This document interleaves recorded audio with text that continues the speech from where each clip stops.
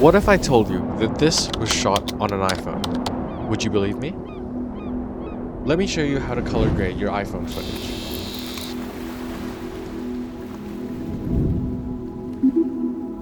For some context, this was recorded on my iPhone 16 Pro using Apple Log with a native camera app. My inspiration for this grade comes from these cinematic stills of bright, sunny beaches with a dreamy, hazy, yet saturated look, popularized in a lot of music videos and films from Asia. To achieve this cinematic grade, we follow a simple process. Firstly, we apply a color space transform from Apple Log to Rec. 709. Next, we apply our film emulation using Dehancer to achieve a base look.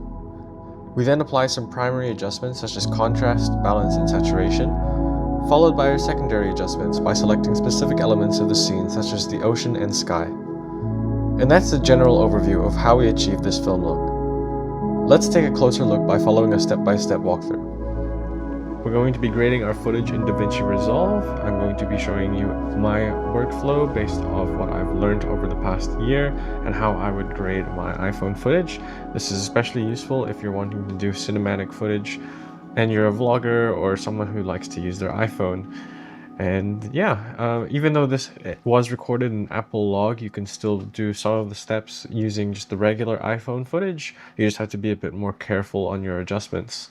So yeah, we'll be hopping into Davinci Resolve and I'll be showing you how I graded this piece of footage step by step. So let's hop straight into it. So here we are, here's our footage. Just to show you my settings for the timeline, we're just editing in 4K timeline resolution, and for our color management, we're just using the Davinci YRGB with the Rec. 709. Color space, timeline color space, and output color space. So here we are. So this is our footage here. And our first step is, of course, we're going to transform this footage from Apple Log into Rec. 709 so that we can actually grade it. So what I'm going to do here, I'm going to press Option S on this node on Davinci Resolve here, and we're going to make a serial node. I'm going to rename this to CST-709.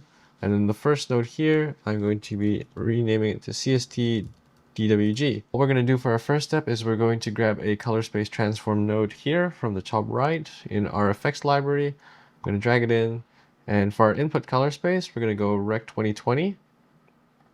And for our input gamma, since we recorded this in Apple Log, we're going to go in Apple Log.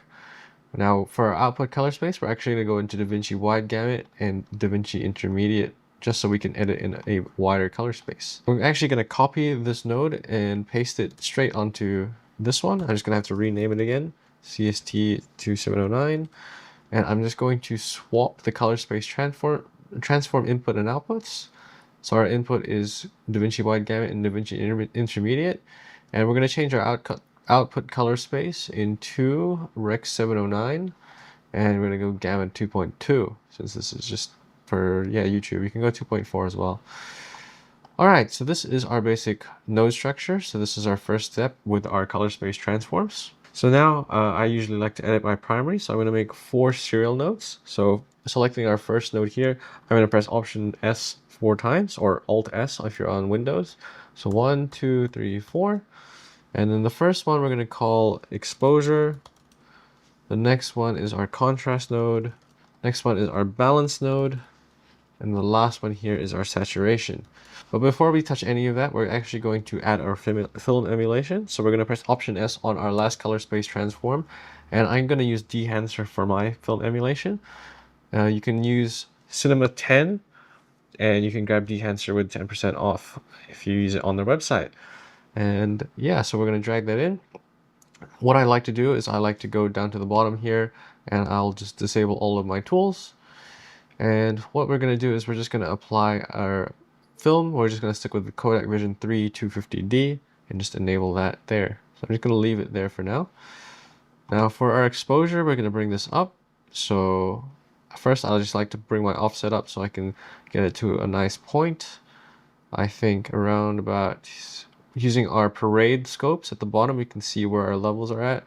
So right now our highest point is around 80.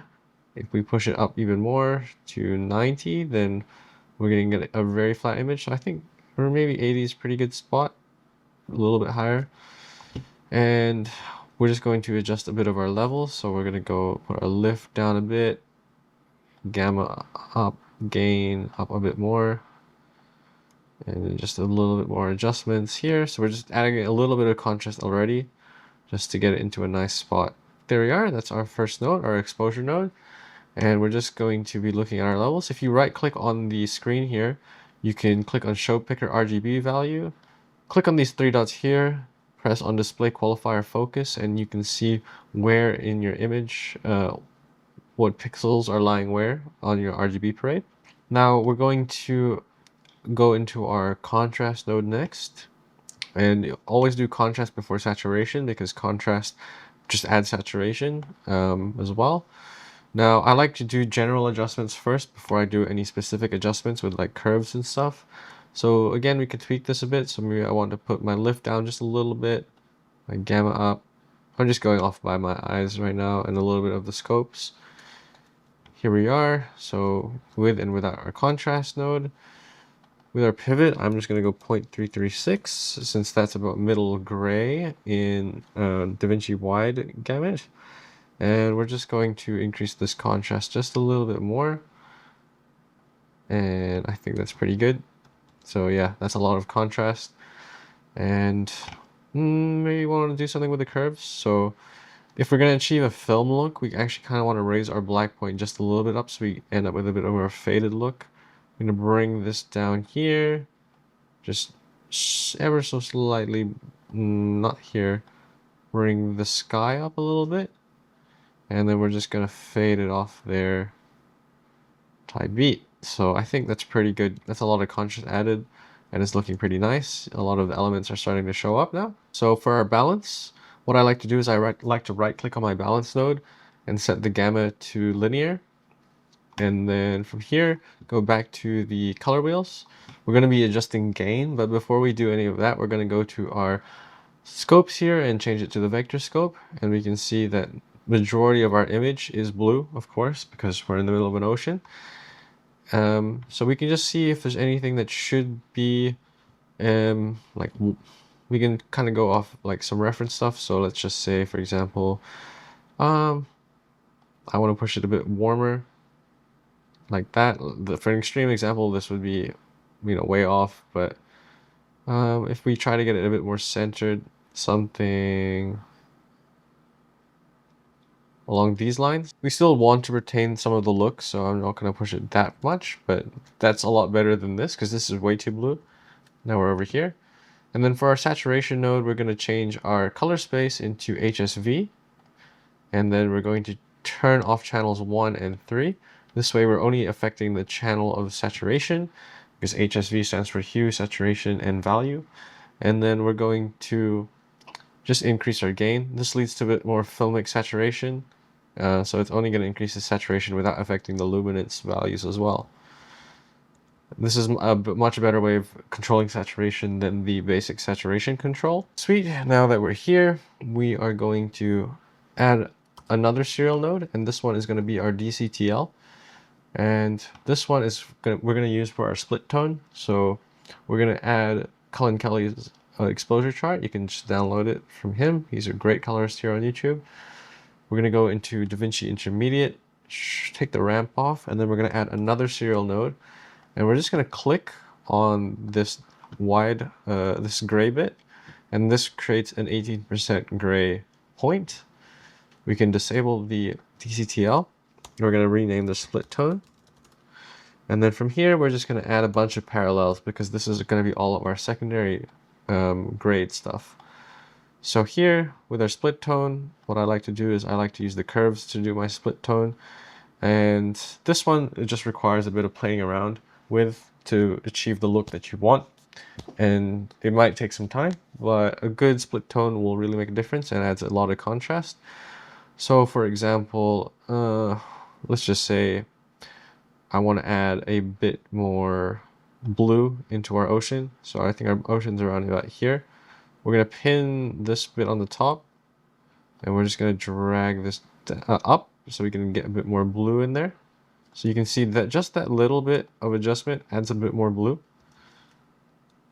And then, for example, for the sky, I want to add a bit of cyan, so we're going to again make another point over here, and then we're going to drag this down. You can actually see we're affecting the foam in the waves, so maybe I want to increase this up just a little bit, not too much. You don't want to be too aggressive with your adjustments with split toning, but this looks quite nice, I'll say. And then maybe we can take a bit of red away from here. So this is just going to add a bit more of that cyan in the water. And just make sure that you're not doing it too much. And honestly, that looks pretty good. Maybe for the shadow here, we can add a bit of red just for the girl, just to kind of give her a bit of contrast from everything. And let's have a look. We turn it on and off. What we can do is we can grab a still of this with it off, and then we're going to wipe it. So now you can see that we're wiping this, so it's not like too big of a difference, but it actually does make a little bit. So you can see we're quite blue. So maybe I think I actually want to take a little bit of that blue away, just because it's a bit too much. Maybe we also go into our green channel here. I think I added a little bit. There we are. So we've just added a bit more blue. Now to keep going, we're going to add a glow. So I'm going to drag in a glow node here. And what we'll do is the glow is, it should try and kind of give us that flatter look that we're looking for. So we're going to go soft light here. You can see, okay, now you can see the wipe. So we're going to go soft light, and then we're going to decrease the blend a bit, just so that it's a bit darker. There we are. Increase our gamma and gain and the spread. There we are. So let's just take that off. You can see now with our blend, with our glow, yeah, you can definitely flatten out the image with glow. If we just add more spread, it's going to flatten it out. But it's pretty good. Now here we're going to add some light rays. This one will definitely flatten it out. So we're going to go into advanced controls. We're going to again go into soft light. Here, going to increase our length and just increase the overall brightness and the gamma. Bring this down, soften it up. So now we're just going to remove some of that glow. Sorry, some of the light rays there. And then we're just going to decrease the brightness a bit. It's a bit too bright for my liking. There you are. So just a little bit of darkening there. Pretty good. We're going to call this light rays. And then finally, we can do a bit of selective stuff. So for example, I want to select the sky here. We're going to go press into our qualifier tool. If you press Shift H, you can see what you've selected. I really want to select the sky here, so I'm just going to change my luminance selection so that we're only selecting the really bright parts of the sky. And then now if we go into our color wheel, what we're going to do is we're going to turn this into a sky saturation node. So I'll call it sky sat. We're going to go into our channels again, turn off 1, turn off 3. We're going to go back into our color space, and then we're going to go into HSV, take Shift H off, and then we're just going to decrease the saturation of the sky just a tad, so it's not as noticeable. So you can see there's a little bit of a difference. You can see there's two different looks that you can go for. This one is another grade that I've done previously. And at the end of the day, it's going to come down to personal preference, which one you like more as well, because color grading is a subjective thing when it comes to your edits.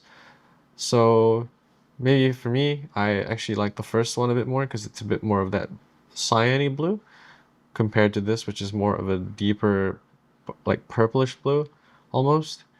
But both work quite well, and I think that depending on what you want or what feel you want, then you can go for it. If you want to achieve that, we can go back into our split tone, go here, and then you would just decrease the cyan a lot more. Oh, sorry, yeah. You would just decrease our reds. There you are. So this is the original grade that we had, and this is our one for an example. Yeah, that's pretty much how I grade my footage based on what I've learned here on YouTube and just grading myself.